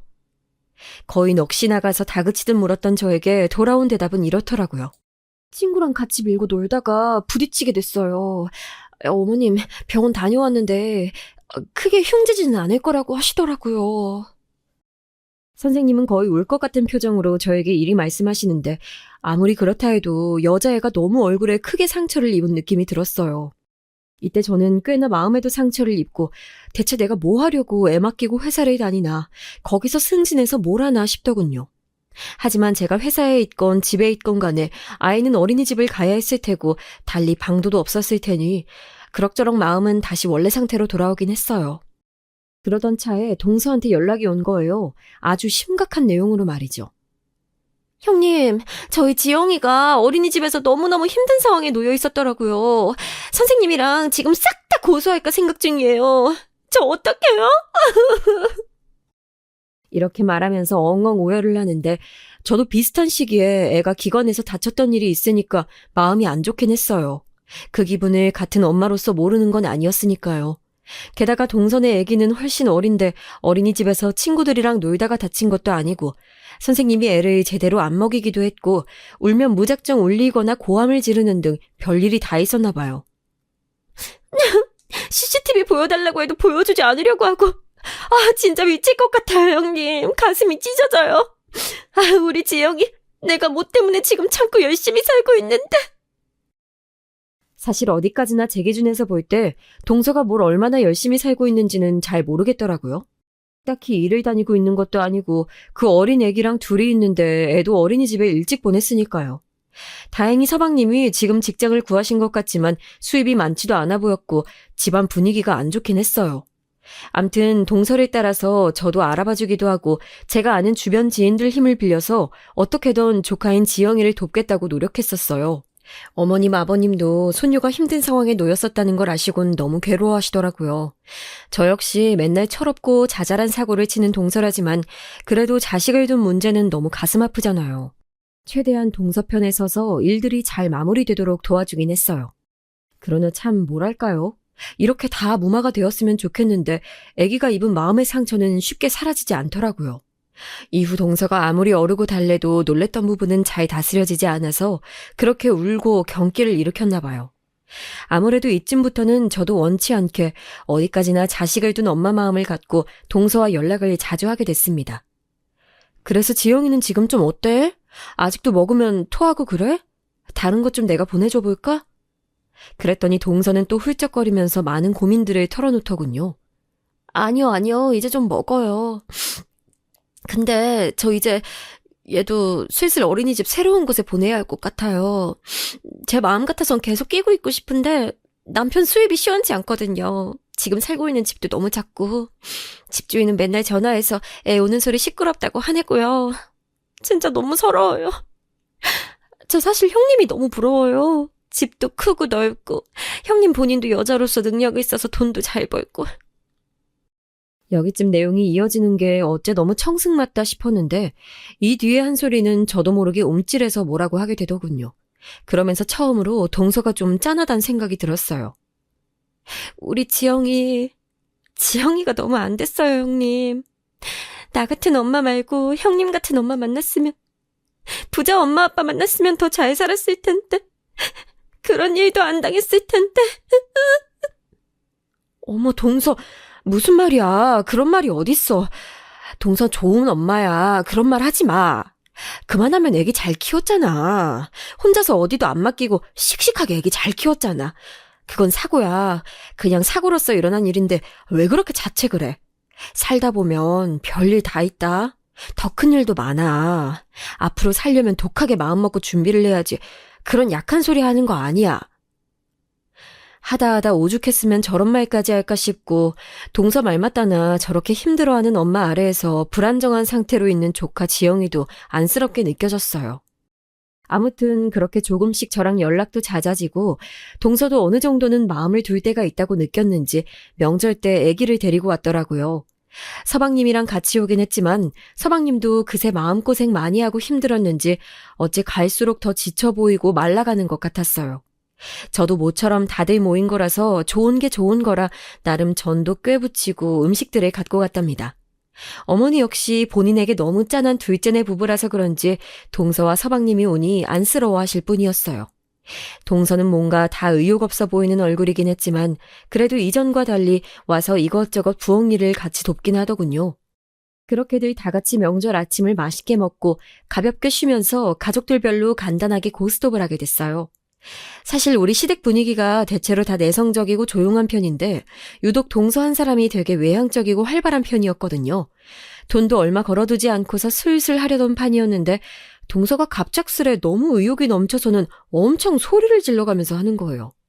그걸 보고 있자니 저도 내심 그전에 동서의 이런 부분들을 싫어했던 게 떠오르는 거 있죠. 그러면 안 되는데 이제 좀 마음을 터놓고 지내보려고 했는데 또 진상같이 여겨지는 부분들이 있는 거예요. 조금 참아보려고 했는데 진짜 고스톱 하는 내내 또 완전 혈안이 되어가지고 어떻게든 돈 몇 푼 자기가 챙겨보려고 악을 쓰더라고요. 그거 보고 있다가 머리가 아파서 저는 잠깐 나와 있었는데요. 다시 들어갔는데 갑작스레 뭔가가 다 파토난 느낌인 거예요. 에? 이게 뭐예요? 끝났어요? 언제? 제가 이렇게 되물으니 동서는 얼굴이 벌겋게 상기되어서는 돈을 챙기고 있고 어머니와 아버님, 우리 남편은 뭔가 머쓱한 표정을 짓고 주변을 정리하고 있더라고요. 동서는 그냥 끝났다, 다 끝났다 소리만 번갈아가며 하더니 이제 자기네 집으로 넘어가야겠단 말만 반복하는 거예요. 이제 우리 집도 슬슬 가야지 자기야. 엄마 아빠한테 지영이 보여드리러 가야 돼. 얼른 자기도 갈 준비해. 그러면서 대뜸 자리를 뜨려고 하는 분위기였고 실제로도 그렇게 후다닥 일어나서 애 챙겨서 나가버렸어요. 뭐가 진짜 재빠르게 눈앞에서 지나간 마냥 상황이 정리되어 버리길래 저는 어머니와 남편에게 뭐가 어떻게 된 거냐고 물었죠. 그랬더니 남편이 기가 막히다는 듯 코웃음을 치면서 말하는 거예요. 와, 웃기지도 않아서 뭐 그딴 걸 기술이랍시고 그러고 있냐, 재수 씨는. 진짜 몇 년을 봐도 적응이 안 되네, 정말. 그러자 어머니는 저희 남편을 보며 그만하라고 하시고 전 더 궁금해져서 물었어요. 그랬더니 남편은 말 못할 게 뭐가 있냐는 듯 어이없어 하면서 말하더라고요. 어머니, 아니 솔직히 이건 재수 씨가 잘못한 거 맞잖아요. 안 그래요? 자기 들어봐. 자기 아까 머리 아프다고 잠깐 나갔잖아. 아니 재수 씨가 뭔 말 같지도 않은 타짜 기술을 부리려고 했는지 그냥 그렇게 스리슬쩍 지 몫을 챙겨버렸어. 내가 어이없어서 뭐라 하려고 하는데 어머니는 막 눈치 주고 말이야. 자기 아마 그때 있었으면 재수 씨 멱살 잡았을걸. 대체 뭐 어떤 수를 썼길래 이런 말이 나오는지 이해가 안 갔지만 아무튼 뭔가 또 얍삽한 짓을 했다는 인식은 지울 수가 없더라고요. 전 못 봤어도 남편이 저렇게 화낼 정도면 어지간히 머리를 굴렸다는 건데 어머니는 또 시끄럽게 하지 말고 그냥 덮자고 하시는 거예요. 그만들 해라. 재미로 한 거잖아. 재미로. 아이, 쟤네도 뭐 사는 재미가 있겠어. 우리가 그냥 좀 봐주자. 아까 민우 녀석 와서 빼짝 말라가지고 밥 우걱우걱 먹는 거 보니까 아주 속이 터질 것 같아. 게다가 지영이는 애기가 왜 그렇게 힘도 없고 혈색도 안 좋고 작은 애도 얼굴이 다 상했더만. 그 돈 몇 푼 되는 것도 아닌데 그냥 갖고 가게 냅둬. 그거 없어서 못 사는 거 아니잖아. 어머니는 웬만하면 다 덮고 그냥 넘어가자고 하시는데 남편 말 맞다나 저도 제가 상황을 직접 당했으면 어지간히 화냈을 것 같더라고요. 하지만 전 이미 충분히 화가 났던 게 제 딴에는 동서를 챙겨오기도 했고 신경을 써줬는데 그렇게 돈 걸린 앞에 저렇게 혈안이 되어서 누구 볼 것도 없이 으르렁거렸다는 거예요. 본인이 얼마나 힘든진 알지만 이러면 안 되는 거잖아요. 그 얼마 안 되는 돈 들고 줄행랑치듯 나가버렸다고 하니까 더 꼴보기 싫었고요. 애도 어린데 대체 왜 그러는 건지 진짜 이젠 정말로 인연을 끊어야 할 땐가 싶었어요. 이날은 아버님도 되게 황당해 하셨다고 들었거든요. 딱히 아버님이 말씀하신 건 아니고 어머니 통해서 들었어요. 니네 아버님이 뭐 평소에 며느리들이랑 말 섞는 것도 아니고 이번에도 손녀들 보니까 그냥 좋았던 것 같아. 근데 작은 애가 그렇게 어떻게든 돈 챙겨가려고 눈 볼게진 걸 보니 기가 막혔나 보더라. 나한테 묻는 거야 글쎄. 민우 많이 어렵냐고. 자기 딴에도 속상하고 어이가 없으니까 저런 말하는 거 아니냐고. 아버님이 평소에 애지간해서 자기 의견을 내시지 않는 분인데 저렇게 말씀을 하셨다니 당황스럽더라고요. 아무튼 그렇게 듣고 있다 보니 저도 도통 좋은 감정이 들지 않아서 동서랑 연락을 끊고 있었는데요. 몇 주쯤 지났을까요? 본인이 먼저 전화를 걸어오는데 저는 몇 번 피했어요. 직장에서도 받지 않았고 동서 전화번호만 봐도 스트레스가 쌓이더라고요. 이제 정말 지겹다 싶어서 피해 다니던 중 집에 와서 애 챙기고 있는데 하도 전화가 오길래 어쩔 수 없이 받았어요. 동서, 무슨 일이야? 나 지금 애 챙기느라 좀 바빠. 급한 일 아니면 나중에 통화하자. 저기 형님, 잠깐 뵐 수 있을까요? 부탁이 있어서요. 일단 저는 그 순간 무조건 들어보지도 않고 안 된다고 거절했어요. 바쁘다고 말이에요. 이제 더는 동서랑 엮이고 싶지 않았거든요. 그런데 동서도 꽤 끈질기더라고요. 잠깐 제가 형님 댁 들릴게요. 한 5분만 시간 내주실 수 없을까요? 전 자기 마음대로 이렇게 남의 집에 찾아오는 게 너무 싫어서 어디 나갈 거라고 하고 거절을 했어요. 그런데 그 다음 날에도 똑같이 문자가 온 거예요. 잠깐만 만나달라, 이후로는 더 연락드리지 않겠다나요. 이렇게까지 말이 나오니 대체 뭔가 싶어서 저도 좀 걸리긴 하더군요.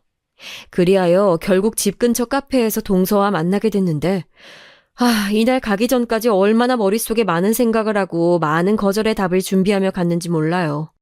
뭘 얘기하건 뭘 부탁해오건 또 뭘 신세를 지려고 하건 간에 저는 무조건 눈 딱 감고 안 된다고 하려고 했거든요. 그런데 이날 동서가 저에게 꺼낸 얘기는 역시나 아무튼 제 예상 밖에 있는 얘기였더라고요. 형님, 오늘 이렇게 찾아온 건 이유가 있어요. 드릴 말씀이 있어서요. 그건 나도 알아.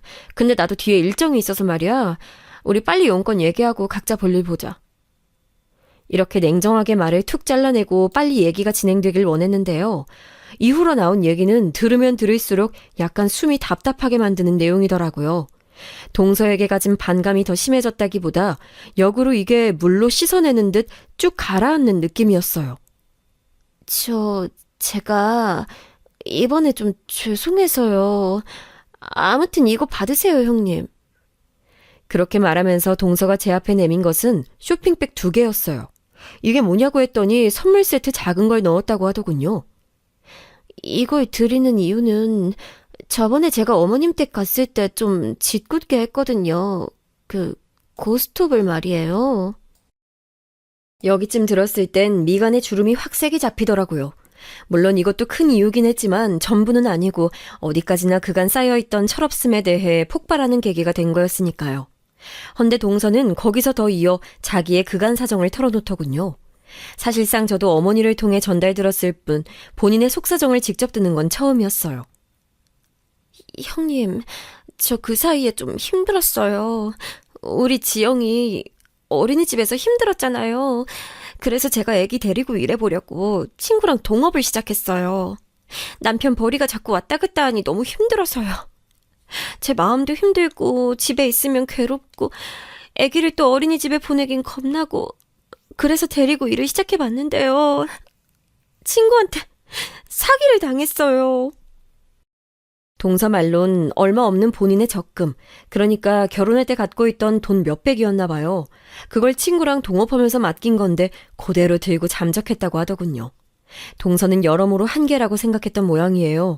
그 불같은 성격에 그런 일이 터지니 자기 딴엔 그걸 분출하는 것도 아주 거칠게 했었겠죠. 그런 모습을 보고 서방님은 이혼하자는 얘기가 진지하게 나왔었던 모양이에요. 서방님이 이혼하재? 자기한테? 언제? 진짜로? 진심으로? 전 너무 놀라서 몇 번이나 물어봤어요. 그랬더니 동서는 고개를 가로젓더군요. 네, 그때는요. 지금 얘기는 아니에요. 사실 제가 그러면 안 되는데요, 형님. 죄송해요, 형님. 동서는 이쯤부터 말을 제대로 잇지 못하고 엉엉 울기 시작했고 전 가장 궁금하고 답답한 부분에서 얘기가 턱 막혀버려 어쩔 줄 몰랐어요. 헌데 얘기를 듣고 보니 너무 상황이 안 좋더라고요. 죄송해요. 그게 다시 말씀드리자면 그때 제가 너무 힘들어서 그만 이제 애기도 보고 다 놔두고 자유로워지고 싶다는 생각이 들어서요. 결국 동서의 얘기를 종합해보자면 그 즈음에 충격이 너무 커서 그런지 안 좋은 생각까지 했다는 거예요. 모르는 사이에 어쩌다가 상황이 거기까지 갔나 싶어 저도 꽤 놀란 상태였어요. 다행히 서방님은 이 모든 상황을 무마시켰고 상담을 받자고 데려가서 상담도 하고 치료도 하고 있었다고 하더군요. 그런 사실을 둘만 알고 있던 차에 명절날 시댁에 왔던 거예요. 그냥 다 짜증나고 너무 싫었어요. 심술도 나고 기분도 너무 변덕 심하고 하루 종일 왔다 갔다 하고 그러면 안 되는데 돈이라면 지긋지긋하면서 또 욕심도 나고 거기서 그럴 게 아닌데 너무 한심하게 제가 분풀이를 했더라고요. 아마도 이 얘기는 자기가 고스톱 판을 뒤집어서 허겁지겁 돈을 다 챙겨가 버렸던 그 얘기를 하는 것 같았어요. 일단 숨죽이고 듣고 있자니 동서는 속마음을 꺼내놓더군요. 그런데 사실 아주버님이나 어머님이나 아버님도 그렇고요. 다들 모르지 않을 텐데 그냥 계시더라고요. 아무 말 없이 제가 돈 갖고 가는 것도 다 보고 계시고 돌아와서 마음이 너무 안 좋았어요. 시댁 식구들은 다 별말 안 하는 사람들인데 나랑 우리 지영이 도와주려면 도와주지 못해주는 사람들이 아닌데 그런 분들에게 화풀이를 한 것 같아서 진짜 너무너무 수치스럽더라고요.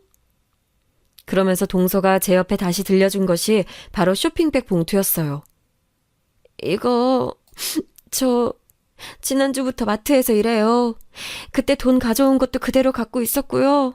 죄송하기도 하고 어떻게 드려야 할지 몰라서 조그맣게 선물 세트를 샀어요. 얼마 안 돼요. 그래도 아무튼 죄송해요. 이거 형님네 드리려고 가져왔어요. 죄송해요. 그러면서 동서는 고개를 들지 않고 푹 숙이고 있었어요. 참, 그러고 보니 동서가 뭔가를 가족들에게 자기 손으로 사들고 온 모습은 처음 보는 것 같더라고요. 늘상 챙겨가기만 하고 자기 위주로 생각하고 멋대로 들고 나던 사람이었는데 저렇게 한없이 기가 죽어서는 이전 자리에서 본인이 잘못했다며 선물을 사가지고 왔어요. 애지간히 힘들긴 힘들었나 싶어서 저도 더 이상 말을 하기 힘들더라고요. 그리고 일순간 제 마음이 약간 저릿했던 건 동서가 그런 몹쓸 시도를 했다는 것이 핑계가 아닌 진짜 사실이었다는 거예요. 얼굴이나 여기저기 혈색이 완전 나빠진 걸 보니 극단적 시도를 했던 걸 보고 서방님이 얼마나 기가 막혔을지 얼마나 자기네 삶을 원망했을지 상상이 안 되는 거예요. 멍하니 그냥 보고만 있는 저를 보고 동서는 조심스레 말을 잇더라고요. 저 이제 잘 살아볼 거예요, 형님. 울고 어쩌고 있어도 아무것도 안 되네요. 아무도 도와주지 않아요. 제가 지영이 생각하고 남편 생각하고 해서 열심히 살아야 될 것 같아요. 이런 때에는 친정 식구들도 안 도와주더라고요. 도와줄 형편도 안 되고요. 동서의 이런 모습은 뭐랄까, 제가 그간 봐왔던 모습과 전혀 매치가 되지 않는 모습이긴 했어요. 맨날 어떻게든 자기 이익을 챙기려고 하고 남 신경은 전혀 쓰지 않고 가정에도 딱히 매이기 싫어하는 것 같았거든요.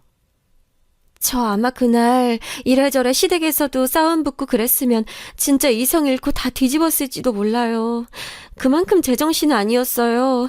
다 제 잘못인데 그냥 막 싸우려 들었을 것 같아요. 남편도 제가 그럴까봐 몰래 챙기고 한 거 알면서도 말하지 않았대요. 그냥 다 너무 죄송하고 미안하고 그래요. 동서는 저렇게 말하면서 일어났고 어머니께도 가보겠다고 하더군요. 이후로 어머니께 얘기 들어보니 저한테 말했던 대로 얘기하며 다녀갔다고 하고 아무튼 동서는 그 뒤로 잠잠히 직장을 다니는 것 같아요.